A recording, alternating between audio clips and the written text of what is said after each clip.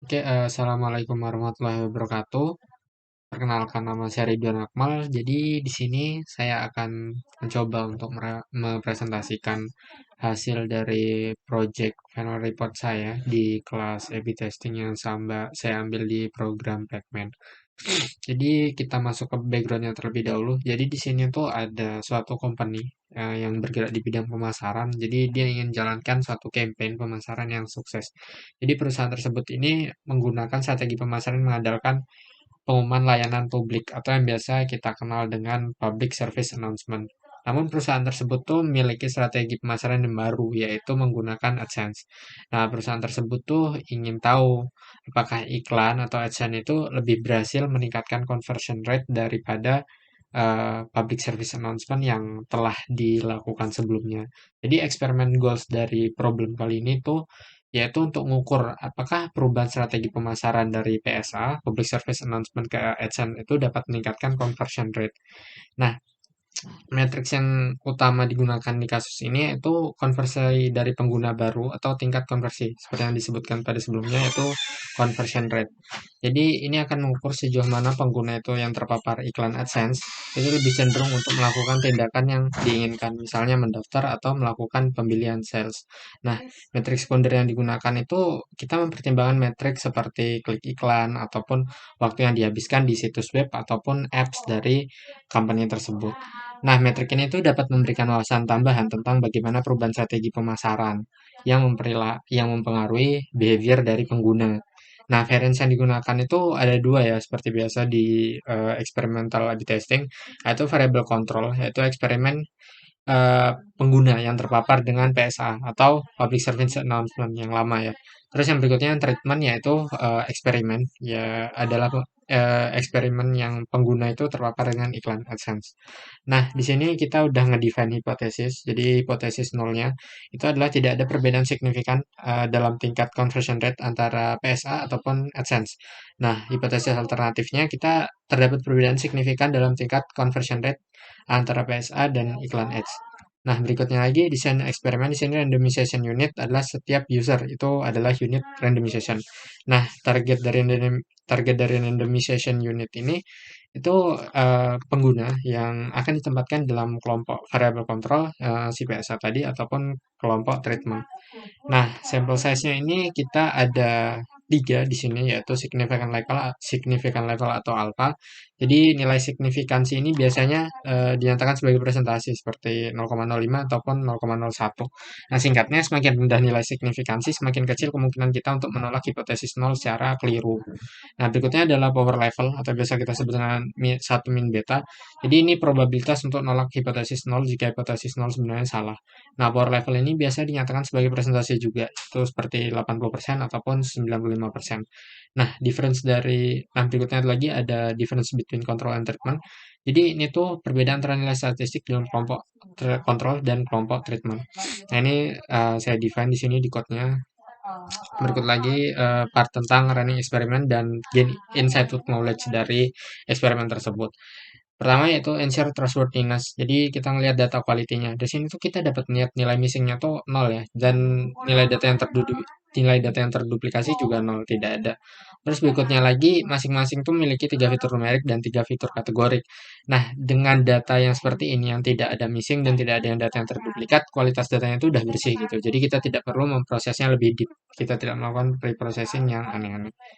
Oke, berikutnya kita bisa move forward ke langkah berikutnya itu data exploration. Nah, kita bisa ngeliat nih data explorationnya di persebaran hari, di most AdSense day-nya. Kita bisa ngeliat di hari Jumat dan di hari Monday, di situ itu banyak ya, yang paling banyak gitu, paling banyak porsinya. Ya, hmm, kita bisa ngira-ngira nih, kita bisa berasumsi kayak terjadi peningkatan, kan ada peningkatan lalu lintas user di hari tertentu kayak di hari Jumat ataupun di hari yang berikutnya itu. Nah, itu karena mungkin ada aktivitas user di hari tersebut yang meningkatkan conversion rate seperti di akhir pekan ataupun hal lain yang memengaruhi dari pengambilan eh, pengambilan si data tersebut. Nah, berikutnya lagi Mas AdSense sensor. Nah, di sini kita bisa ngeliat dari hour gitu. Ini udah kita mungkin yang ini akan lebih jelas karena di jam 11, 12 dan 1 siang itu jadi yang paling banyak gitu. Itu karena apa ya? Karena kita bisa tahu bahwa rata-rata dari users itu kan sedang istirahat ataupun sedang makan siang di jam-jam seperti itu. Nah, dirasa cukup wajar ya terjadinya peningkatan di jam-jam tersebut karena company udah tahu gitu behavior dari para usernya. Beda lagi kayak di waktu pagi seperti di jam 4, 5, 6 itu terendah kan karena ya kita tahu bahwa user cenderung belum melakukan aktivitas sama sekali di jam-jam tersebut. Nah, berikutnya ada kita bisa ngelihat nih persentase dari test group distributionnya untuk AdSense dan PSA. Ada conversion rate-nya di mana not convert itu lebih banyak dibanding convert. Nah, berikutnya kita bisa melakukan simple ratio mismatch dengan chi-square test. Jadi kita bisa ini di ini aja ya, dibaca aja. Karena ini banyak juga dan waktunya takut nggak cukup. Nah, kita bisa melihat nih di sini dari hasil codingannya bahwa nilai chi-square statistiknya itu adalah 54,0, lalu p-value dari chi-square-nya itu 0,0. Nah, karena kita tahu nilai dari p-value chi-square yang 0 di dalam uji chi-square tersebut, ini tuh menunjukkan bahwa adanya perbedaan yang sangat signifikan antara dua kelompok atau variabel yang sedang diuji. Nah, hipotesis testing dari kita dapatkan result dan analisisnya seperti berikut. Null hipotesis dan alternatif hipotesis yang sudah di-define di awal tadi. Yang tidak ada intinya yang null hipotesis itu tidak ada perbedaan signifikan antara tingkat conversion rate dari PSI dan iklan. Nah, untuk menyimpulkan hipotesis ini tuh kita dapat melakukan menggunakan percabangan ya dengan branching. Tapi sebenarnya di sini konsepnya sama dengan menggunakan Z proportion test. Nah, di sini tuh kita bisa melihat hasilnya untuk kodenya. Jadi kita bisa tahu hasil dari eh, has eh, sorry. Nah, dari hasil tersebut kan kita udah tahu nih dari Z proportion testnya itu lebih tinggi daripada alpha. Maka sorry sorry nilai dari PZ-nya yang Z test proportionnya itu dia lebih kecil dibanding alpha. Jadi itu menunjukkan terdapat perbedaan yang signifikan antara kelompok kontrol dan kelompok treatment.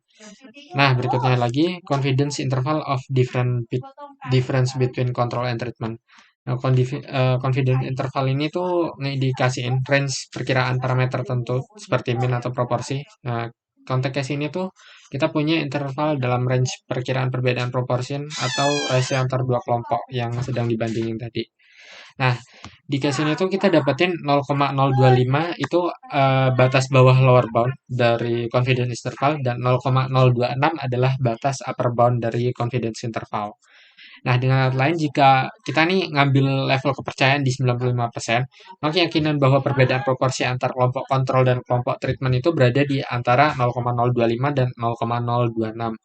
Jadi, jika nilai perbedaan proporsi yang diamati di luar range, itu akan dianggap sebagai hasil yang signifikan secara statistik atau statistically significant.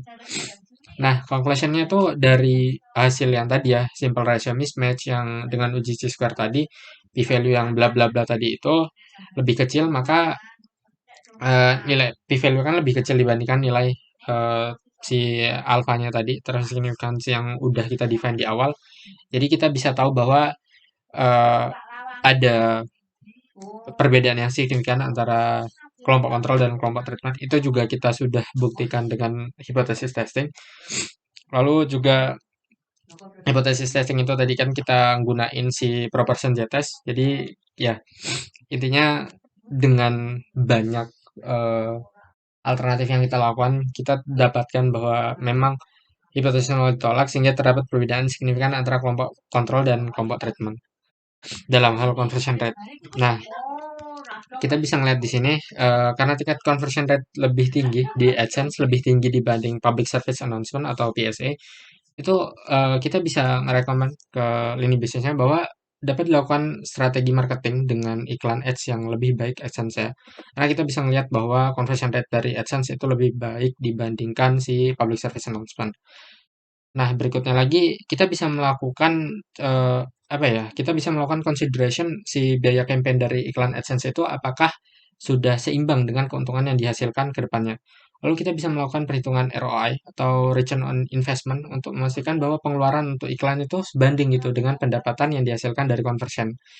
Oke, hal vital lain itu tidak berhenti di satu A/B testing dan terus melakukan eksperimen melalui berbagai variasi iklan untuk memahami lebih dalam behavior dari users.